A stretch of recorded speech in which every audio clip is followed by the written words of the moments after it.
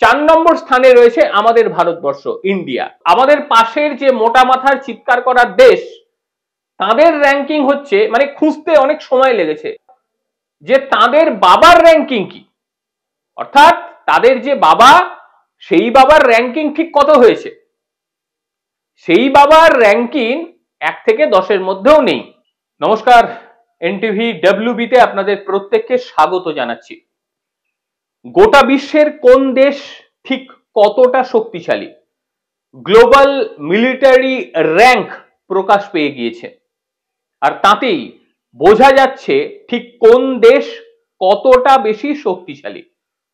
আর যে সমস্ত দেশগুলি বেশি চেঁচিয়েছে এই কয়েক মাসে, তাদের র্যাঙ্ক ঠিক কোথায় সেটাও পুরো মাত্রায় বোঝা যাচ্ছে।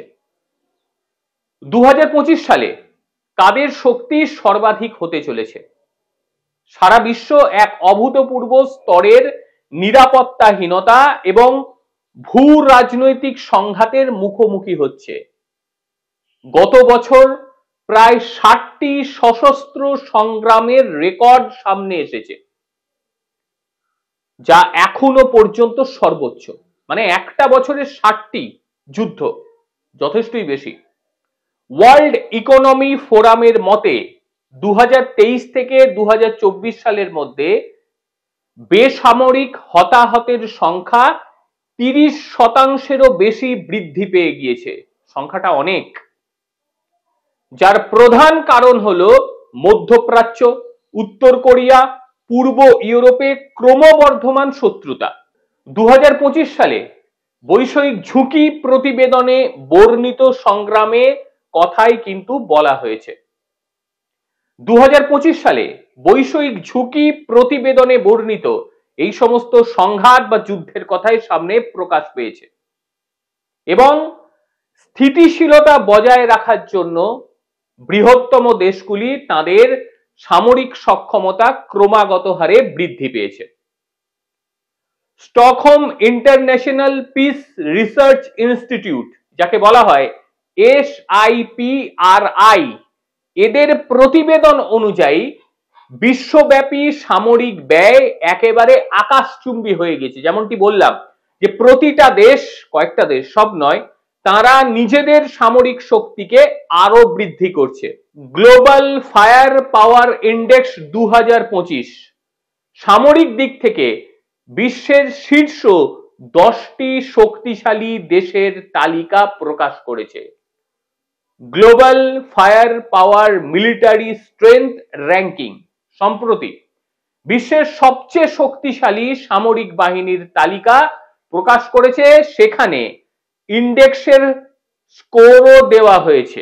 এমন 60টিরও বেশি সশস্ত্র কারণের ওপর ভিত্তি করেই 145টি দেশের সামরিক শক্তি মূল্যায়ন করা হয়েছে। মানে 145টি দেশে 60টি বিষয়ের উপরে নির্ভর করে এটি নির্বাচন করা হয়েছে। আর এই নির্বাচনে এখনো পর্যন্ত যেটুকু দেখতে পাওয়া যাচ্ছে, তাতে মার্কিন যুক্তরাষ্ট্র এখনো অপ্রতিরোধ্য রয়েছে। তাদের অবস্থান 1 নম্বরে, মানে 60টি বিষয়ে তারা এগিয়ে রয়েছে।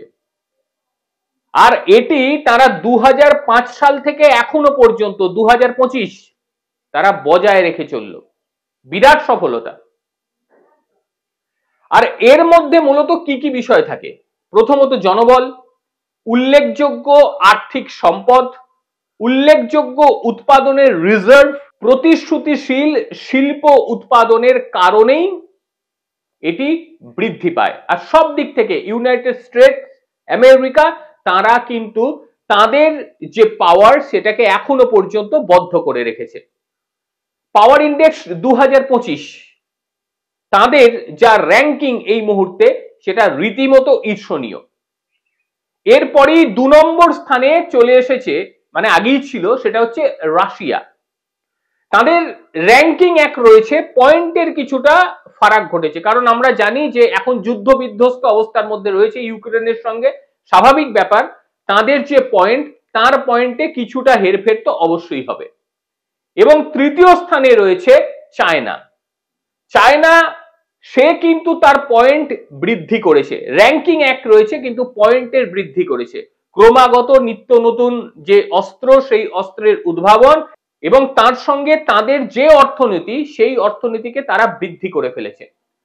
4 নম্বর স্থানে রয়েছে আমাদের ভারতবর্ষ, ইন্ডিয়া, এবং তাদের পয়েন্টে কিন্তু বৃদ্ধি পেয়েছে, র্যাঙ্কিং একই রয়েছে। অর্থাৎ গতবার আমরা দেখেছিলাম 4 নম্বর শক্তি, এবারও কিন্তু তারা রয়েছে 4 নম্বর শক্তি। এবার ইন্ডিয়ার পরই রয়েছে সাউথ কোরিয়া, 6 নম্বর রয়েছে ইউনাইটেড কিংডম, 7 নম্বরে রয়েছে ফ্রান্স, 8 নম্বরে রয়েছে জাপান, 9 নম্বরে রয়েছে তুর্কি এবং 10 নম্বরে রয়েছে ইতালি।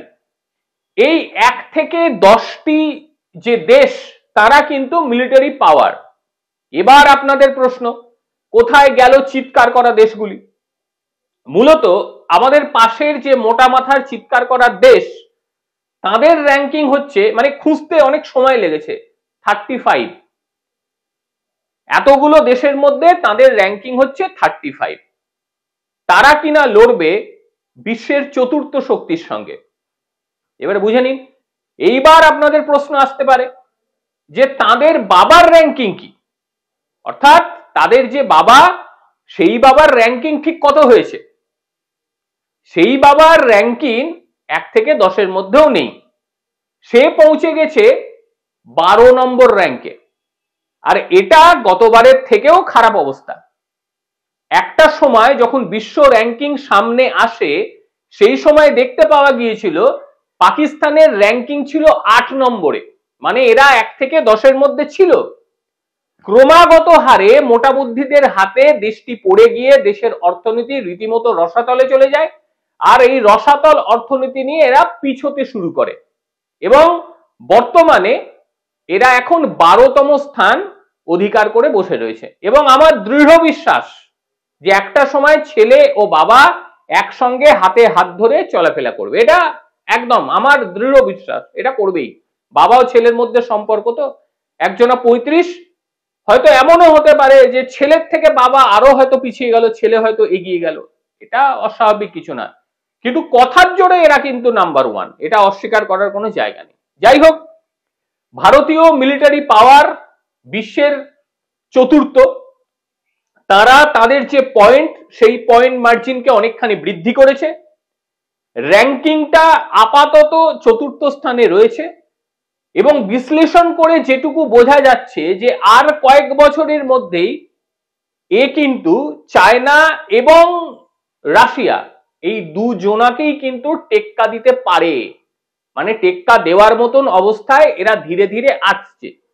ক্রমবর্ধমান যে বৃদ্ধি সেই বৃদ্ধি সেই ইঙ্গিতই দিচ্ছে। এবং এই যে র্যাঙ্কিংটা, এই র্যাঙ্কিংটা একটু আগেই বললাম 60টি বিষয়ের উপরে নির্ভর করে এটা করা হয়েছে।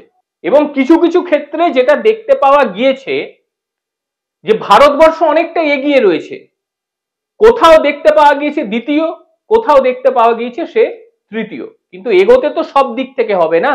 60টি বিষয়ের উপরে যেহেতু আলোকপাত করা হয়েছে, 60টি বিষয়ের উপরেই আমাদের এগোতে হবে, আর সেইভাবেই ভবিষ্যৎ পরিকল্পনা নিয়ে আমাদের সামনের দিকে এগোতে হবে, আর সেই এগোনো কিন্তু চলবে।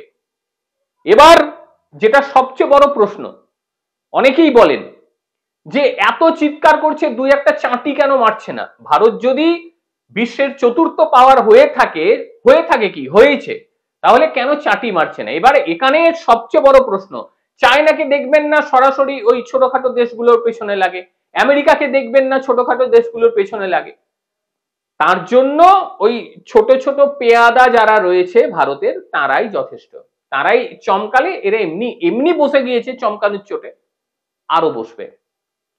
যাই হোক, আমাদের ভারতবর্ষ তাহলে 4র্থ স্থানে চলে এসেছে। এরপর অর্থাৎ পরের বছর যখন, আগামী বছর যখন আমরা দেখব, তখন দেখব অবশ্যই র্যাঙ্কিং এর কিছুটা উন্নতি হবেই, আর পয়েন্টের উন্নতি তো হচ্ছেই। আজকের প্রতিবেদন আপনাদের কিরকম লাগলো অবশ্যই জানাবেন। প্রত্যেকে ভালো থাকবেন, সুস্থ থাকবেন, আবারও দেখা হবে অন্য কোনো দিন অন্য কোনো বিষয়ে। ততক্ষণের জন্য নমস্কার।